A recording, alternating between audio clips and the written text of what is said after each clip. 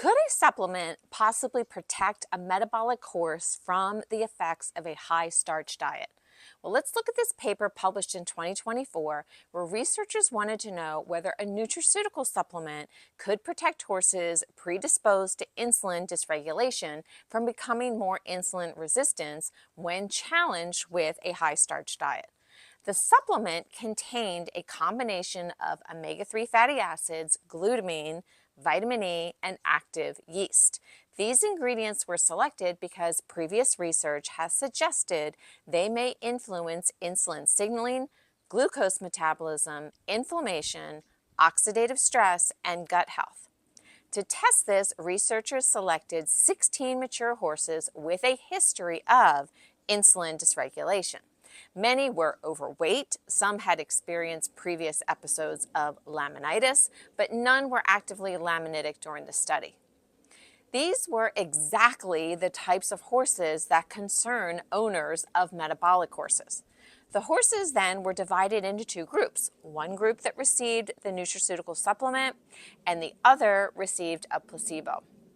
So both groups were fed the same high-starch challenge diet for 4 weeks. Before and after the 4-week feeding period, the researchers performed a combined glucose insulin tolerance test. This test allowed them to evaluate how effectively the horses responded to insulin and how quickly they could remove glucose from their bloodstream.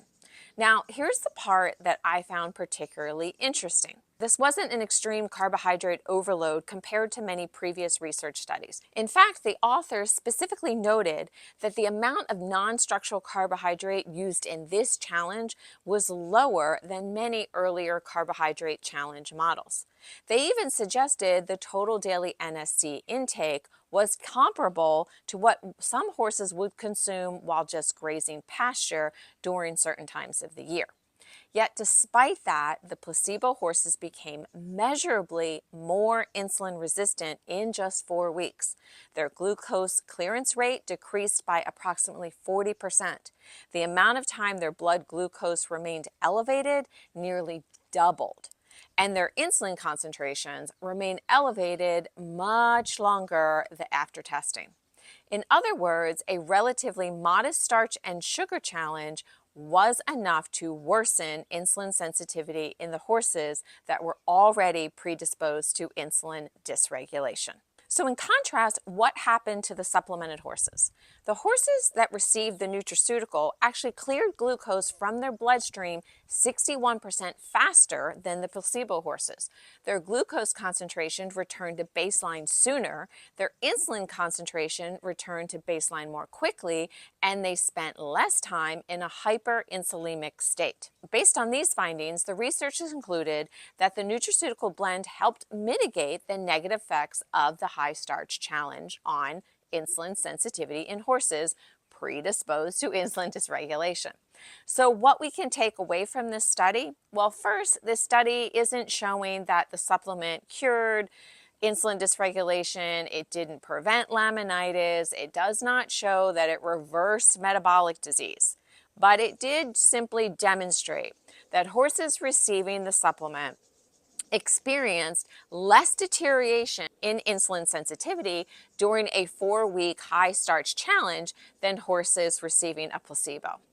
Second, because the supplement contained 4 different active ingredients, we really cannot determine whether the benefits came from one of the ingredients, 2 of the ingredients, or the combination of all 4. But what I do think this study does is raise an interesting question for future research.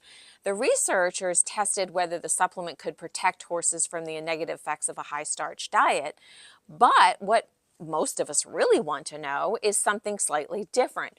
What would happen if these same ingredients were studied in horses being managed according to current recommendations for insulin dysregulation?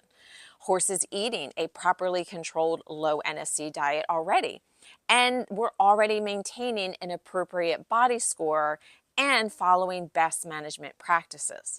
Would the supplement still improve insulin sensitivity? Would it further reduce hyperinsulinemia? Or are the benefits only seen when the horses are challenged with excessive starch and sugar, which we all try and avoid in those IR horses?